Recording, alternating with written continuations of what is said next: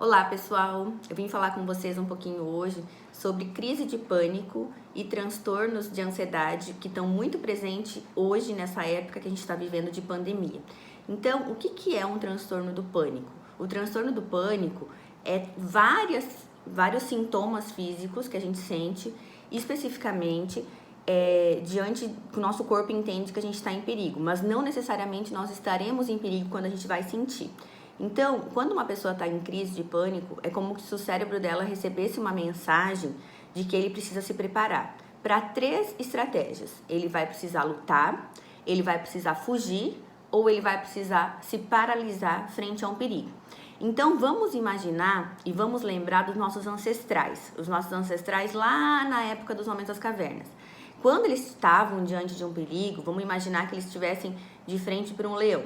Eles poderiam, para que a gente continuasse vivendo, né, e estivéssemos vivos aqui hoje, passando pela situação que a gente está vivendo, eles precisaram ter 3 meios para enfrentamento ou para lidar com a situação de sobrevivência, que é a luta, a fuga ou a paralisia. Então, diante da ativação de uma ansiedade, o nosso corpo está entendendo que nós estamos numa situação real, mas não necessariamente ela é real, ela pode estar sendo acionada na nossa mente, que é o que? Ele precisa nos proteger. Então, a luta e a fuga são estratégias para que eu tenha força e manejo para enfrentar o perigo. E a paralisia é quando a gente não consegue se mexer diante de um perigo, que muitas vezes, e a gente vê isso também nos animais, eles se fingem de mortos. Então, para cada resposta fisiológica do nosso corpo, quando a gente está numa estratégia de perigo, né, quando a gente está com uma crise de pânico, ele tem uma explicação científica. E eu vou explicar para vocês entenderem rapidinho. Então, a primeira coisa que a gente sente quando a gente está ansioso é o nosso coração acelerado, ansioso ou com medo. Por quê? Porque o nosso sangue precisa ir mais rápido para os nossos músculos e essa corrente sanguínea ela é ativada justamente pelo nosso coração. Por isso que o nosso coração vai bombear sangue e vai bater mais acelerado. Consequentemente, quando o nosso coração bate mais rápido, a gente começa a ter a nossa pressão sanguínea elevada. O que acontece? A gente fica com mais vermelho, a gente fica com a tensão mais externalizada para nossa parte do corpo, né? Braço, mão. Tanto é que se a gente for aferir uma pressão quando a gente está numa crise de ansiedade, ela vai estar elevada. Por quê? Porque os nossos vasos sanguíneos se dilatam e, consequentemente, os vasos sanguíneos se dilatando, a nossa pressão aumenta. Então, geralmente, quando um paciente nunca teve uma crise de pânico, ele corre para o hospital e eles vão aferir a pressão dele, ela vai estar sim elevada, mas não tem nada de perigoso nisso, pelo contrário, na verdade é uma resposta que o nosso corpo está nos ofertando para nos proteger, como se a gente estivesse em perigo real, mas a gente não está, isso é acionado apenas pelos nossos pensamentos. Outro sintoma que a gente tem quando a gente está em crise de pânico é a respiração curta. Então, os pacientes começam a respirar de uma forma que a gente chama de respiração cachorrinho, que é o quê? Aquela respiração assim, ó. Por quê? Porque, consequentemente, se meu coração bate mais rápido, se a minha pressão eleva, a minha oxigenação para os meus músculos, elas precisam ser mais rápidas também. Então, automaticamente, a minha respiração vai responder diretamente com esses 2 outros sintomas. Com isso, a minha respiração vai ficar mais difícil. E automaticamente eu vou ter uma sensação de que eu tô morrendo, de que algo de ruim tá acontecendo. Mas não é nada mais do que uma resposta que o meu corpo tá me dando frente a um perigo. Então, esses 3 primeiros sintomas são os que os pacientes percebem com mais facilidade. Posterior a isso, quando a gente está numa crise de ansiedade, a gente também sente as mãos e os pés gelados. Por quê?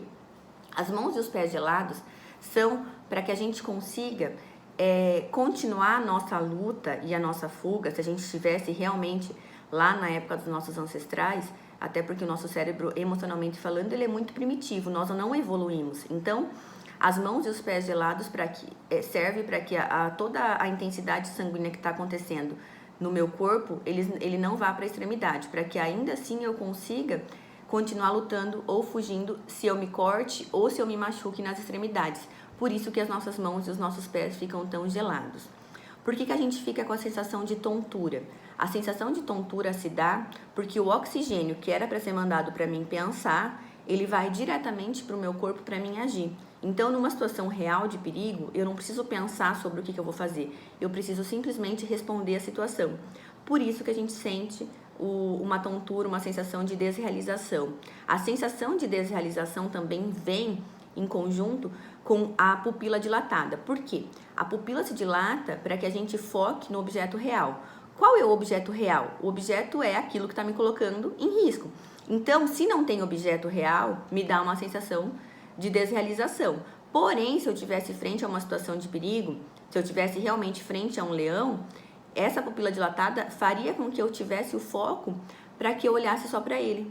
Porque se eu fosse olhar para uma florzinha, se eu fosse olhar para outra coisa lá na floresta, esse leão ia me pegar e acabou a minha existência. Por que a gente sente também, quando a gente está muito ansioso, a garganta seca, né? A boca seca? Pela entrada e saída de oxigenação muito rápido, então a gente entra o oxigênio, libera o gás carbônico para que a gente não tire não perca o foco, né? Que é realmente a gente se manter vivo. E também porque se eu estou numa situação real de sobrevivência, não é o momento de eu comer nada. Se eu for comer alguma coisa, eu perco o foco e o animal me come. Então a garganta se fecha justamente para que isso não aconteça. Olha que coisa mais engraçada, que coisa mais maravilhosa. Qual é o grande problema? É que todos esses sintomas eles são acionados 99% das vezes quando a gente não está em perigo. Por quê? Porque a gente aciona essa resposta fisiológica do nosso corpo em situações onde a gente está sentadinho, onde muitas vezes a gente está dormindo e a gente acorda com uma crise de pânico, porque teve alguma coisa que ativou o meu corpo a responder de uma forma como se eu tivesse frente ao perigo. E o meu cérebro, ele não consegue separar. Então, entre me proteger e não me proteger, ele vai sempre me proteger. Por isso que muitas pessoas hoje, e principalmente em situação de pandemia, estão sofrendo com crises de pânico, porque o nosso cérebro ele não consegue separar realmente o que é real e o que é imaginário. Outros sintomas também que algumas pessoas sentem com transtorno de ansiedade e crise de pânico é dor de barriga. Então, vontade de fazer xixi, vontade de fazer cocô. Por que isso acontece? Em algumas situações mais intensas, as pessoas chegam a vomitar quando elas estão muito nervosas, porque o meu corpo vai desacionar áreas que podem ser um obstáculo para mim dar o meu melhor. Então, se eu preciso correr, se eu preciso lutar, se eu preciso fugir, eu preciso de força, né? E eu não posso ter meu estômago cheio. Se o meu estômago está cheio, eu não vou dar a minha melhor resposta. Por isso que ele vai desacionar e isso vai me gerar dor de barriga, né? Vontade de fazer xixi. Algumas pessoas vomitam, como eu falei antes, né? Por que algumas pessoas sentem também enformigamento no corpo? O enformigamento no corpo se dá por quê? Porque quando eu tô com o corpo enformigado, eu não sinto a dor real. Então, se eu cair, ou se alguém me der um chute, ou se eu me machucar, com o meu corpo enformigado, eu não vou sentir tanto impacto como eu sentiria se eu não tivesse com ele enformigado. Algumas outras pessoas também sentem dor no peito. E a dor no peito é justamente pela tensão muscular global. Todo o meu corpo está tensionado para que eu reaja frente a um perigo. Então, o meu coração é a parte principal que vai me gerar força para isso. Então, ele estar tensionado é justamente para ele proteger esse músculo, para ele proteger esse órgão, para que nada de ruim aconteça com esse órgão, porque se esse órgão parar, automaticamente eu não consigo manter minha espécie viva. Então, se vocês perceberem, tudo isso é muito maravilhoso, porém, é muito ruim quando não se tem um perigo real, né? Então, os sintomas da ansiedade em si, eles não tem nada de perigoso. Eles servem apenas para nos proteger. E quando a gente entender realmente isso, quando a gente conseguir colocar isso na nossa cabeça, que todos os sintomas eles servem para fazer com que a gente não esteja mais, para que a gente enfrente os perigos, para que a gente mantenha a nossa espécie viva, automaticamente a gente vai saber lidar melhor com esses sintomas. Só que, claro, quando nunca se sentiu, quando nem se sabe e nunca nem se ouviu falar sobre crise de pânico, é algo muito terrível de se sentir. Acredito eu que seja um dos piores sintomas, sempre brinco com meus pacientes, para alguém sentir, porque é uma descarga de adrenalina muito rápida e muito intenso, em que você tem a sensação de fato que você está morrendo. Então, o que é importante a gente entender? O nosso cérebro, ele precisa ser ensinado a pensar de uma forma racional. Todos esses sintomas, eles não nos levam a perigo nenhum. A gente precisa fazer com que o nosso cérebro entenda que isso não é algo preocupante, que eu não vou morrer por causa de uma crise de ansiedade. Pelo contrário, ela vai fazer só com que eu aprenda a administrar, eu preciso aprender a administrar para que ela seja usada nos momentos que realmente precisam ser usados. Então, né, em épocas de epidemia, a gente precisa saber respirar, a gente precisa saber pensar de uma forma racional. E se hoje você não está conseguindo fazer isso, não deixe de procurar ajuda, procura um psiquiatra, procura um psicólogo para poder te ajudar.